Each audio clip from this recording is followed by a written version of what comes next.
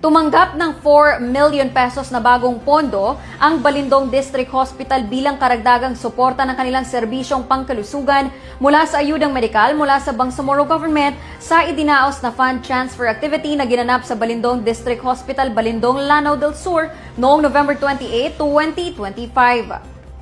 Mula sa naunang mga pondo ng ambag, umabot na sa 4,726 Bangsamoro beneficiaries ang natulungan ng ospital. Kabilang dito ang iba't ibang sektor ng pasyente tulad ng mga kalalakihan, kababaihan at mga batang edad 15 years old pababa.